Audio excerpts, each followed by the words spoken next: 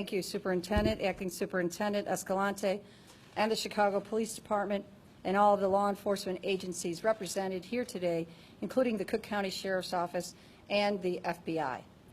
As you know, a second defendant has been charged with the murder of Tyshawn Lee. This defendant, Dwight Boone-Doty, also known just as Doty, has been charged with the murder of Brianna Jenkins and the attempted murder of Tyshawn Bowens. A short time ago, my office proffered the following facts about this case, and I will read them to you now. Brianna Jenkins and Tyshawn Lee's deaths are the result of a gang war between a faction of the Black Peace Stones and the Kill-A-Ward faction of the Gangster Disciples. There has been a history between the two gangs for a long period of time, but it came to a head as a result of the shooting that occurred last fall on October 13, 2015. In that shooting, Tracy Morgan was shot and killed while he was in a car with his mother, who was also shot and wounded. Tracy Morgan is the brother of co-defendant Corey Morgan, who has also been charged with Tyshawn's murder. Shortly after the shooting, Corey Morgan stated that since his brother was killed and his mother had been shot, he was going to kill grandmas, mothers, and children. Morgan, Doty, and another uncharged co-defendant were all members of the Black Peace Stones, and they began going out daily, armed with guns, looking to retaliate. At one point, Doty set up a surveillance of Tyshawn's grandmother so he could kill her in order to draw out rival gang members. He also stated that his original plan was to torture this child by kidnapping and cutting off his fingers and his ears. On October 18, 2015, Brianna Jenkins and Tyshawn Bowens were seated in a car in the area of 78th and Honorary. Believing that Bowens was a rival gang member, Doty is alleged to have walked up to the vehicle and fired multiple shots into the car, striking and killing Brianna and also striking Tyshawn. Doty later stated that he did not even know who was in the car, but when he and an uncharged co-defendant drove by the car, he saw dreadlocks on Tyshawn and believed that he was a rival gang member.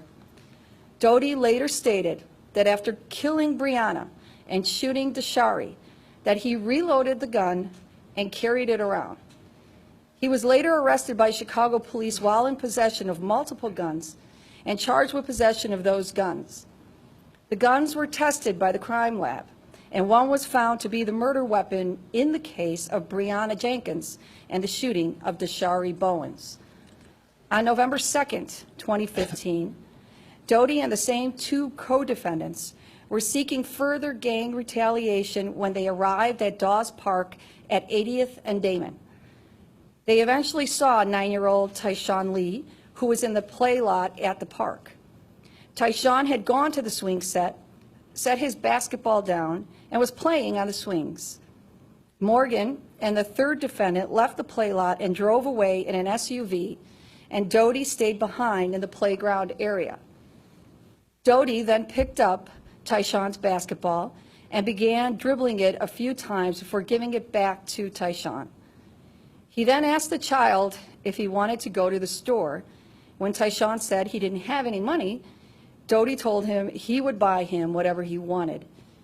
Tyshawn and Doty were then seen walking off together out of the park and into a nearby alley. Once they reached the middle of the alley, Doty took out a gun and shot Tyshawn multiple times at close range. This defendant was facing the child when he shot him. He later made statements that he had, and I quote, "Seen that bitch go in his head. And Shorty, he was like he couldn't take it no more. Shorty couldn't take it no more," unquote. This defendant also later stated that after he murdered Tyshawn, he wanted to go back to the park and shoot it up.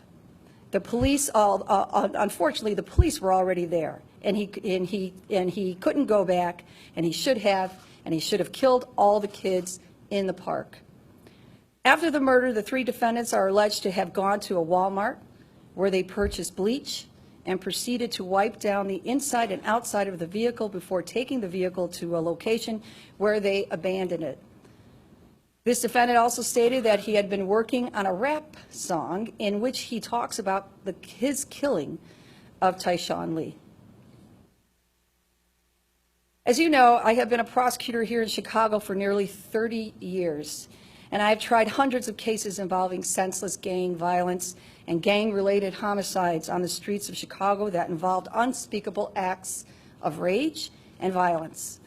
But I must tell you today, I don't think I have ever been more disgusted and appalled by such inhumanity. This intentional murder of Tyshawn Lee is among the worst that I have ever seen in my almost 30 years as a prosecutor. When we have predators running around on our streets, pledging to kill grandmas and mothers and children for nothing more than senseless gang retaliation, we have an unprecedented crisis on our hands. Today's charges are a very important step in working to bring justice for this innocent little boy, and our investigation continues as we speak here today. So I want to thank again the Chicago Police Department for their tireless work on this investigation, as well as the Cook County Sheriff's Office and the FBI. Thank you.